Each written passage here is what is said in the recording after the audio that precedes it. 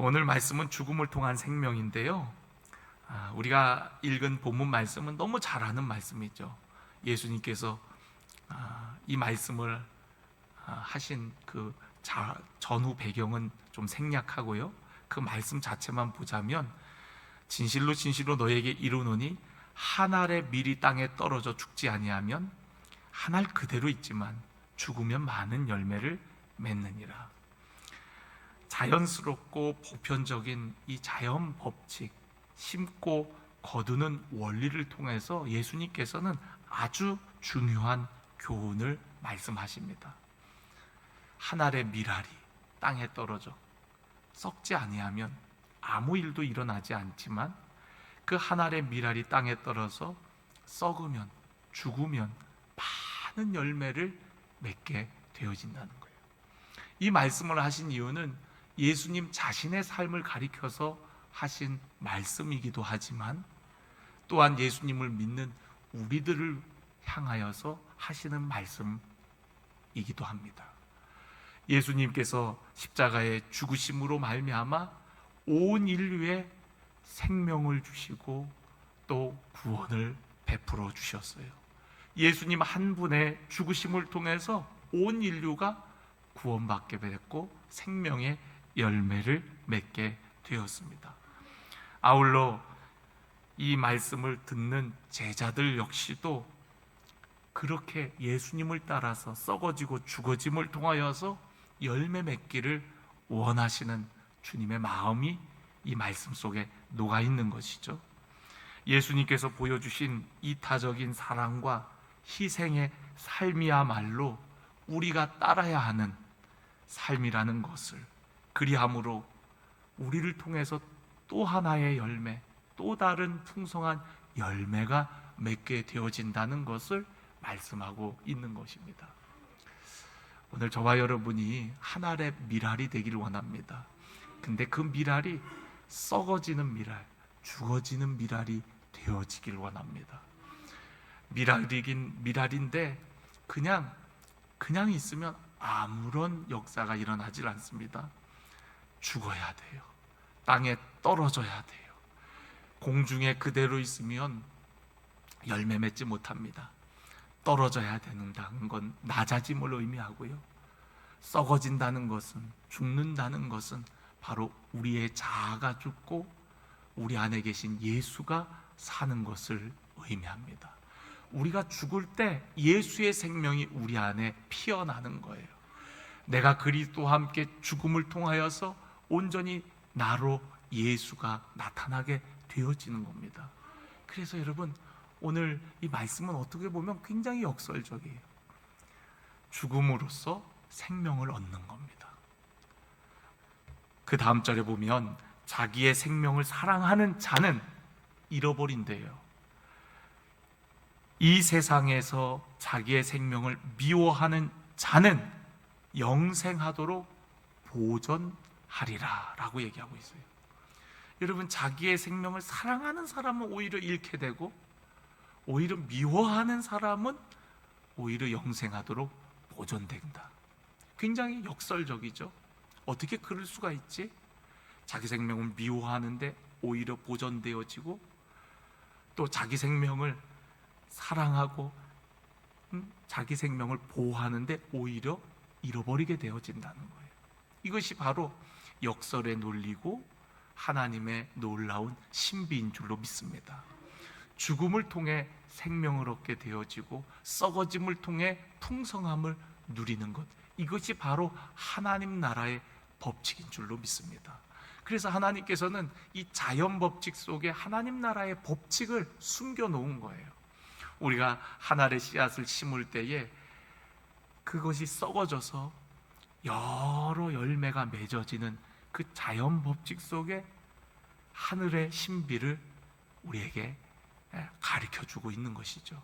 그렇기 때문에 여러분, 썩어져야 여러분 풍성함이 있습니다. 죽어야 생명을 얻게 되어집니다.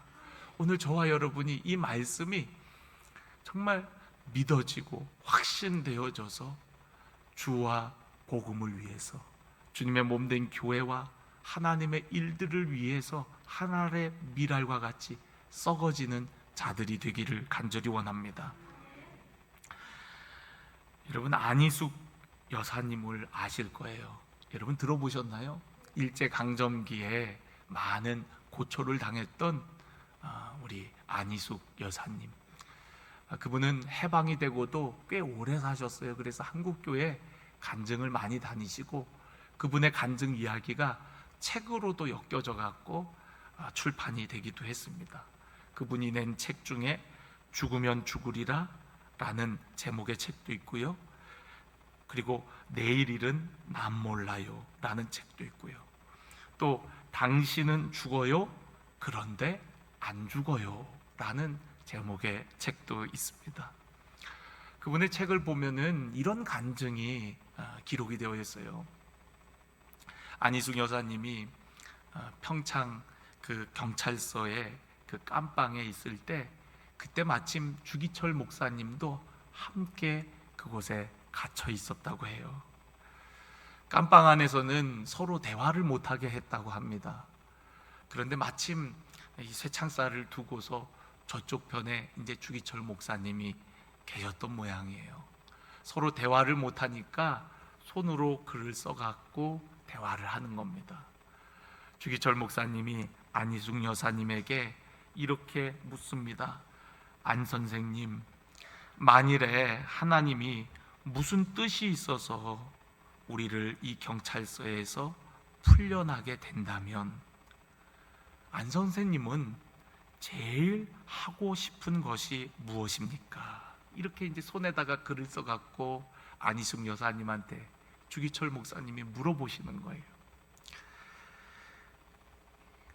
안희숙 여사님이 그 질문에 대답은 하지 않고 오히려 주 목사님에게 묻습니다.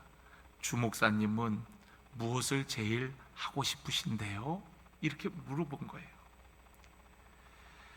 그러니까 주 목사님이 한참을 하늘을 이렇게 우러러보면서 생각을 하시더니 이리 말씀을 하시더래요. 만일에 하나님이 우리를 여기서 자유케 하시면 한 번만 더 강대상에 서서 하나님만을 사랑하는 사람들 앞에서 그 하나님이 어떠한 사랑으로 우리를 사랑하시는가, 그 사랑을 한 번만 더 전파하기를 원합니다 라고 얘기를 했다는 거예요. 여러분, 주 목사님이 여기서 만약에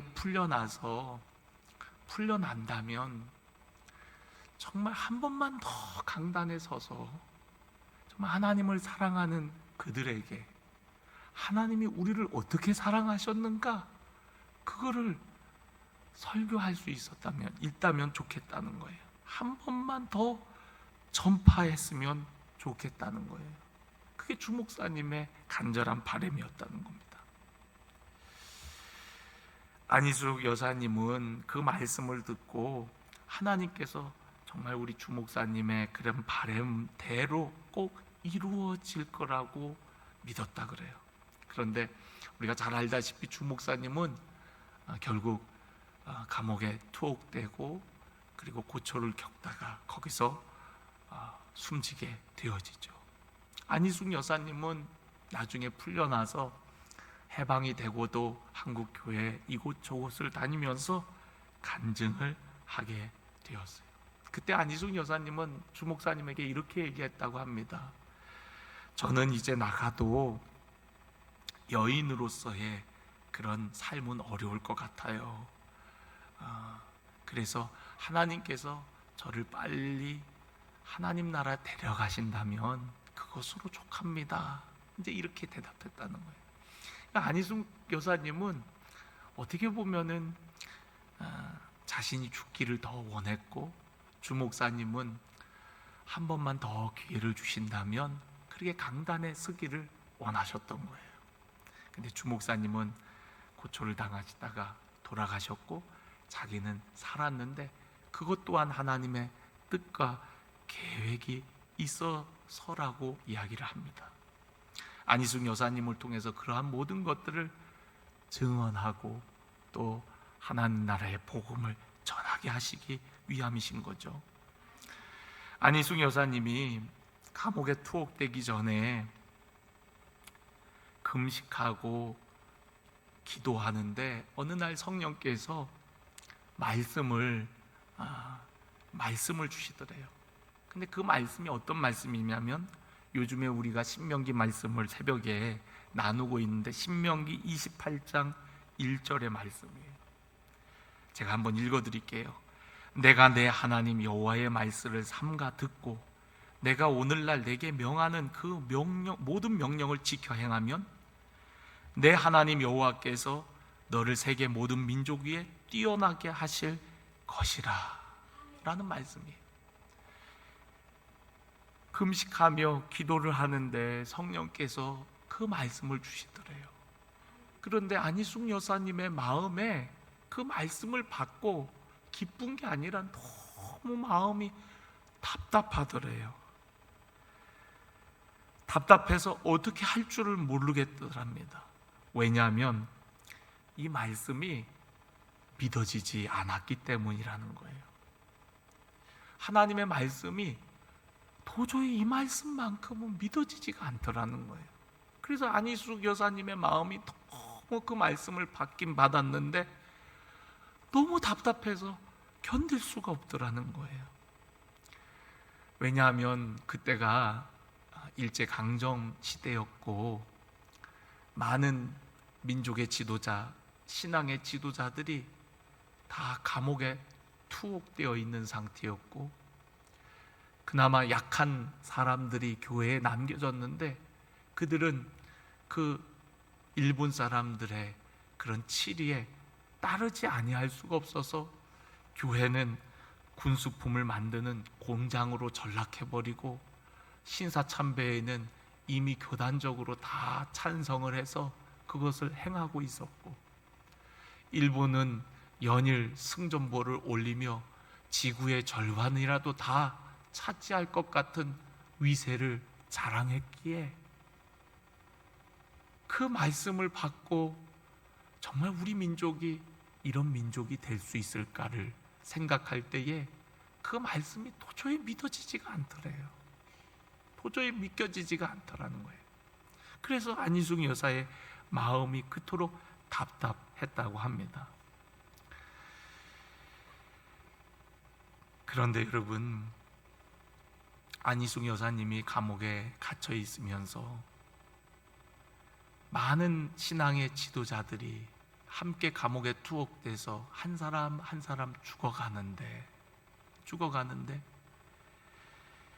그들이 죽을 때마다 동일하게 한 말씀이 있더라는 거예요. 그 말씀이 뭐냐면 이런 얘기입니다. 이런 말씀이에요.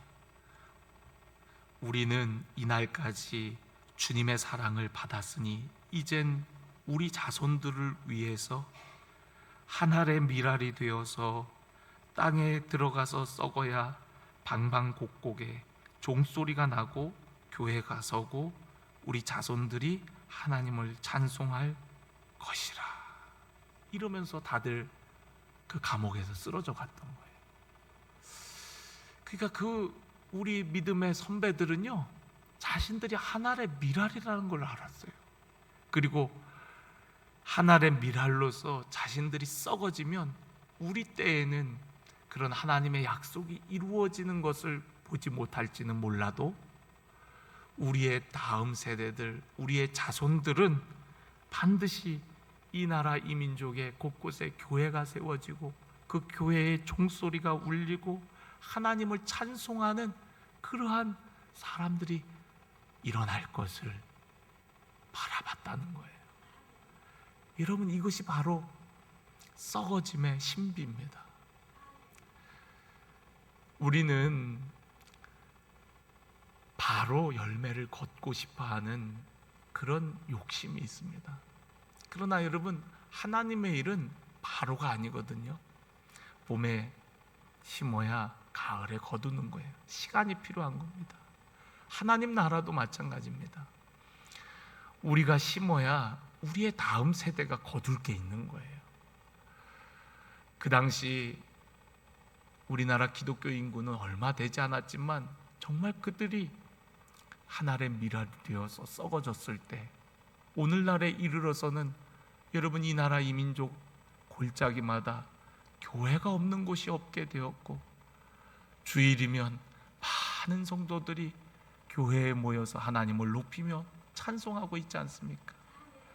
안희숙 여사님은 이 말씀이 어떻게 이루어질까 도저히 불가능한 일처럼 보이고, 되어지는 상황들을 볼 때에 많은 신앙인들은 감옥에서 못 먹어서 죽고 추위에 견디다 죽고 쓰러져 가는데, 과연 정말 하나님의 말씀이 이 나라 이민족 가운데 어떻게 이루어질까 생각했는데, 그가 해방이 되고 나서 교회가 세워지고 교회가 부흥하는 모습이어야 하나님은 정말 살아계신 하나님이라고, 하나님의 말씀은 진리이고 생명이라고, 그들이 미랄이 되어서 감옥 안에서 썩어 죽어져서 아무것도 없는 줄 알았는데, 끝난 것으로 생각했는데, 그러한 열매가 오늘날 이 대한민국 이 땅에 열매로 나타나게 되었다라고 이야기를 합니다.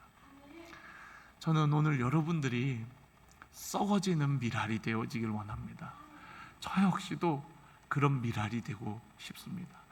저 당대에 어떤 열매를 걷지 못하고 무언가를 이루지 못한다 해도 좋습니다.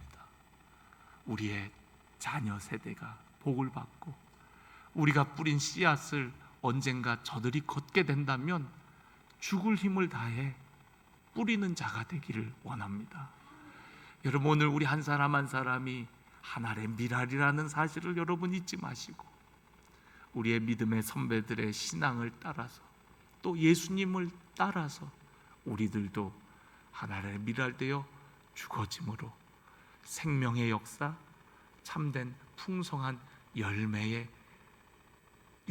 역사가 우리 안에 있게 되어지기를 주의 이름으로 간절히 축원합니다.